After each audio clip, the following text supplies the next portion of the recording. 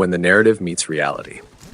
In the previous video, I broke down how the narrative sustains itself, how missed predictions, shifting timelines, and flexible language allow it to persist.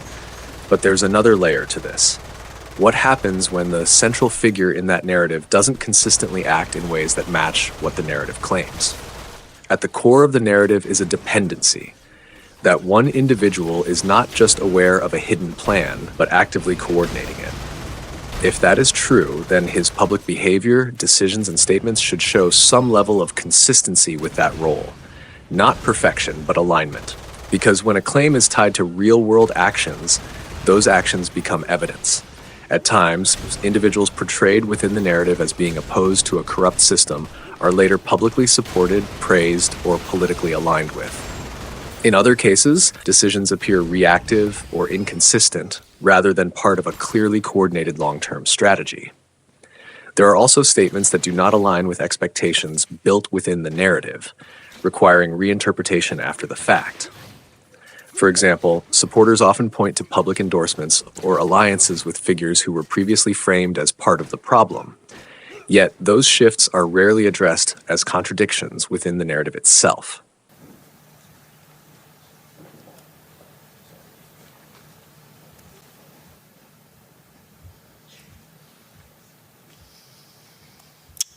Well, thank you very much, Larry. It's great to be back in beautiful Davos, Switzerland, and to address so many respected business leaders, so many friends, few enemies. Instead, they are typically reframed as strategic necessity or hidden intent. A major focus of the narrative has been exposing elite trafficking networks and hidden corruption. But when real-world associations, photos, statements, or documented connections emerge involving figures central to the narrative, those contradictions are often minimized, reframed, or ignored entirely. Here's my plan to dismantle the deep state and reclaim our democracy from Washington corruption once and for all. And corruption it is. There's no credible information. None. If there were, I would bring the case yesterday that he trafficked to other individuals. And the information we have, again, is limited. So the answer is no one? For the information that we have. In the files? In the case file. Okay. Mr. President, I know you want to move past all this intrigue over the Epstein files, but I do want to ask you to clarify something you said this morning. You said this was all a hoax. Has your Attorney General told you this was a hoax? What evidence have you seen of that? It's not the Attorney General. It's all been a big hoax. It's perpetrated by the Democrats, and some stupid Republicans and foolish Republicans fall into the net, and so they try and do the Democrats' work. They're wasting their time with a guy who obviously had some very serious problems, who died 3-4 years ago. I'd rather talk about the success we have with the economy, the best we've ever had, and all of the things we've done, including the Middle East. I mean, you see it. Instead, they want to talk about the Epstein hoax. And the sad part is it's people that are really doing the Democrats' work. They're stupid people. Will you ask Attorney General Pam Bondi to release more documents to finally put this controversy to bed? You know, whatever's credible, she can release. If a document is credible, if a document's there that is credible, she can release. I think it's good. But it's just really, it's just a subject. He's dead. He's gone, and all it is the Republicans. Certain Republicans got duped by the Democrats, and they're following a Democrat playbook, and no different than Russia, and all the other hoaxes. They're started by the Democrats, and some Republicans. In this case, I was surprised, but they got duped. Now is the time for Congress to act. Epstein was not alone. There's no credible information. None. If there were, I would bring the case yesterday that he trafficked to other individuals. Epstein was not alone. Several prominent male executives resigned from their powerful positions after this matter became widely politicized. Of course, this doesn't amount to guilt, but we still must work openly and transparently to uncover the truth. I call on Congress to provide the women who have been victimized by Epstein, with a public hearing specifically centered around the survivors. Give these victims their opportunity to testify under oath in front of Congress with the power of sworn testimony. Each and every woman should have her day to tell her story in public if she wishes, and then her testimony should be permanently entered into the congressional record. Then, and only then, we will have the truth. Thank you. It's all been a big hoax. It's perpetrated by the Democrats, and some stupid Republicans and foolish Republicans fall into the net, really doing the Democrats' work. They're stupid people.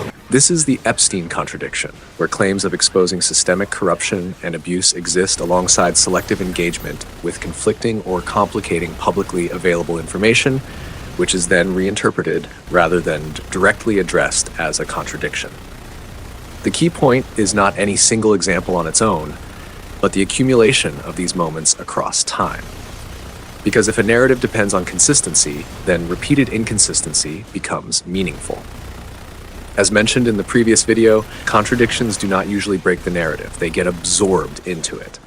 Look, Social Security won't be touched, other than this fraud or something we're going to find. It's going to be strengthened, but won't be touched. Medicare, Medicaid, none of that stuff is going to be touched. Nothing. You I want don't you to- have to.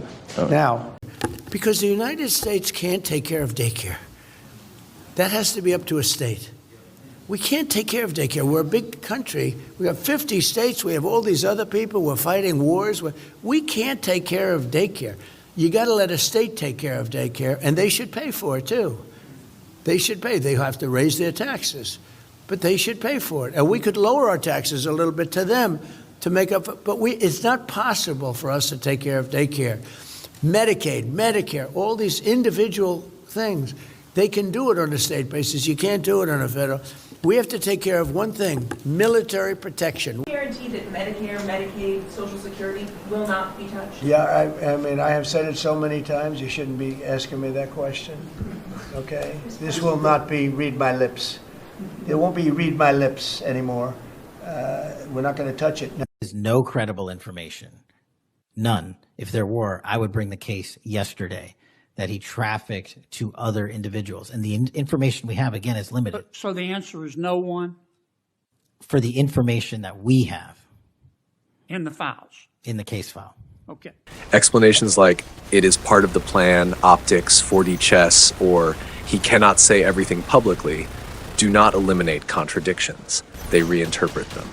And once every possible outcome can be explained after the fact, the distinction between prediction and interpretation starts to disappear.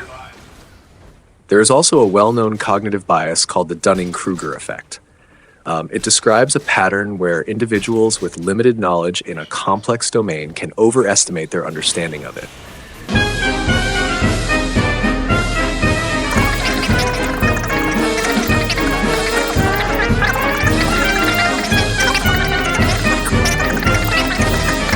This is not about intelligence, but about the difficulty of recognizing the limits of one's own knowledge when dealing with complex systems. In environments where information is fragmented, language is abstract or technical sounding, and explanations constantly shift, this effect can become amplified. People may develop high confidence in interpretations that are actually becoming less grounded in verifiable reality, especially when the system rewards certainty, pattern recognition, and the feeling of uncovering hidden meaning. In Q-related spaces, this can appear through highly confident interpretations of politics, intelligence operations, symbolism, law, and scientific concepts, often based on limited or ambiguous information. Ordinary events are reframed as hidden operations, vague statements become coded messages, and coincidences are interpreted as intentional signals. Failed predictions are frequently reinterpreted rather than treated as evidence against the claim. Another important factor is selective attention. People naturally focus on information that reinforces what they already believe, while filtering out information that contradicts it. As a result, confirming examples are amplified, while contradictory ones are minimized, ignored, or reinterpreted. Over time, this creates a feedback loop where the narrative feels increasingly validated even as conflicting evidence continues to accumulate. Instead of analyzing every claim individually, there is a simpler standard of evaluation. Do actions align with expectations? Do outcomes match predictions? And when they do not, are those differences acknowledged or explained away? Because if a system can absorb every contradiction without revising its core claims, it stops functioning as a predictive framework and becomes an interpretive one. This is not about dismissing everything outright, and it is not about assuming intent or motive. It is about consistency in evaluation. If a narrative depends on real-world behavior, then real-world behavior matters. And when patterns of contradiction accumulate across time and categories, they stop being isolated anomalies. They become data. Because eventually, the question stops being, how can this still be explained, and becomes, what does the pattern actually show? Thanks for watching.